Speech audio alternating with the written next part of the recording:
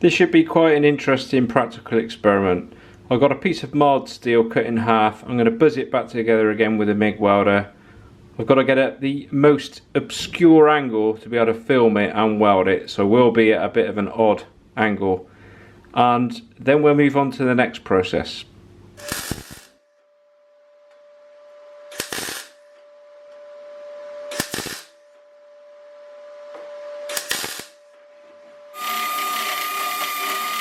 So this is the top side, spotted along, not the neatest job, I can appreciate.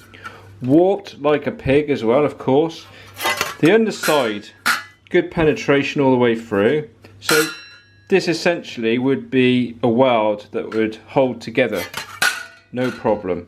What I'm going to do as part of this experiment is grind the back off. I've ground this off so that it lies flat on this piece of metal.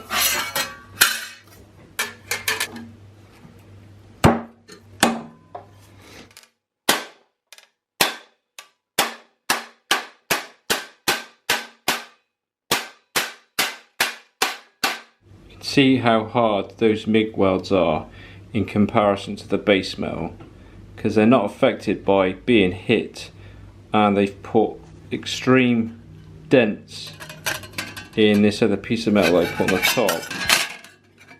See, it's trying to come up through the other side. The next thing I'm going to do is fire the TIG welder up. I'm going to run the TIG welder across this. I've got my TIG welder fired up. I'm not going to go too mad, just 20 amps, nice slow pass.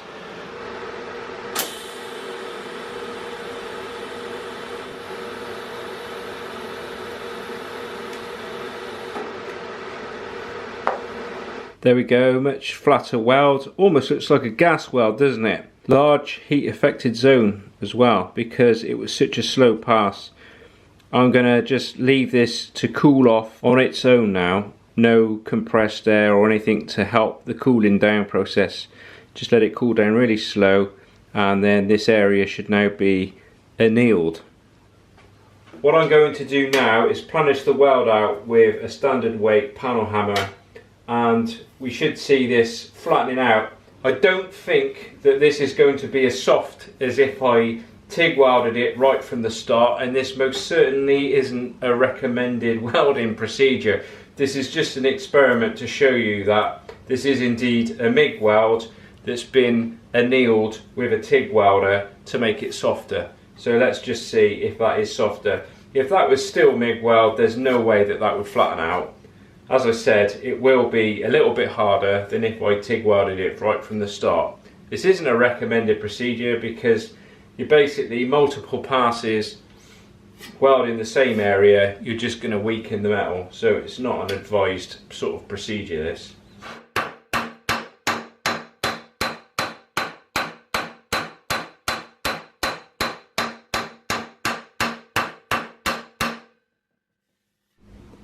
Well, the panel hammer's been unaffected by hitting those welds, and the welds are certainly a lot softer than they would have been had they just been MIG welds. So we can see that they're flattening off quite nicely with just a couple of passes. I'll just give this a bit more of a fettle, see if I can get them a little bit flatter. There we go, well flattened out. The nail isn't even picking the weld up now. I had to give it a bit more stick, but just goes to show how soft it is now. I might just put a Scotch Brite wheel across that, see what it looks like. That's the top side, that's the underside, untouched. Somebody else made a really interesting and clever observation about MIG welds being harder than TIG welds. Ooh, you're hard. And they've said that I've mentioned this before in other videos, and then I've gone ahead and used some MIG welding wire as filler rod when I'm TIG welding, and then I expressed that the weld is softer than it would have been if it was MIG welded. And this is true, of course. I'll explain the reasons why this is the case. There's a few different principles at work here. If we're talking about hardening steel, iron of course is steel without the carbon added to it. So you add carbon to iron to make steel. And the more carbon that is added to steel, the more potentially hard you can make that material. And of course there's other things that are added to steel. The hardest one that is in cars, on modern day cars, is borated steel, so boron steel. Incredibly hard. This is something that I find really interesting. So if you're talking about heat treating metal, then it has to be made from the correct material in the first place, so it has to have a specific carbon content or another component added to that steel that's going to give you the hardness. But not just adding that gives you the hardness, because there's also a thing called heat treatment. Heat treatment is where that component or that object is raised to a certain temperature, maybe held there for a prolonged amount of time, and then rapidly cooled. And this is how metal is made harder and stronger. It's all to do with the heat treatment process. And when we're welding something, we're always kind of mimicking these processes. So you might be welding a piece of mild steel, but that filler rod that you're adding may have a component that will make that weld joint harder, if you see what I'm saying. So when we're TIG welding, the tungsten tip is providing the heat needed for the weld. Electrons bombard the workpiece, and the base metal, so the surrounding metal around the weld joint, gets hot. It increases in heat, so it gets hotter and hotter and hotter until it gets to a stage where the two pieces of metal fuse together, or you start adding filler rod and that filler rod melts and it all fuses together, creating your welded joint. When you remove the heat, so you take your finger off the trigger, let the TIG welder off, then of course it cools down. But the base metal surrounding it got hot first. There's a great deal of heat, you see, in the base metal and the welded joint, so the whole thing slowly cools down. When we're MIG welding, the filler rod itself, so the welding wire, is the electrode.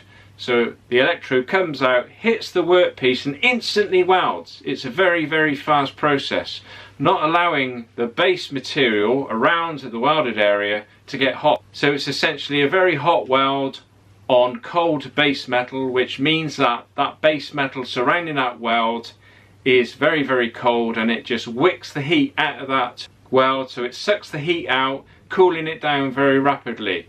I've got some really interesting short video clips for you to watch here. I've got the same sample of metal divided into three, so all three samples are exactly cut from the same piece of metal. Now this is higher carbon content than mild steel, so it is higher, so that means it's more susceptible to heat treatment. So I've got three samples. The first sample I won't do anything to. The second sample, I've put it in the coals in my fire and got it up to temperature so it glows red hot, and I've just left it in there. And what this means is it was held for a prolonged length of time in heat and allowed to cool really slowly. So this is an annealing process. The other sample, I've heated it up really hot with my oxygen acetylene welder and then plunged it into cold water. So this is kind of like a really aggressive hardening process. I put the three samples in my vise and just literally bent them backwards and forwards to witness how these different processes affected the material. So as you can probably guess, the one that was annealed bent backwards and forwards multiple times. The sample that I didn't do anything to at all bent backwards and forwards a lot less times, and the one that I hardened snapped straight off as soon as I put any pressure on it, as it was incredibly brittle.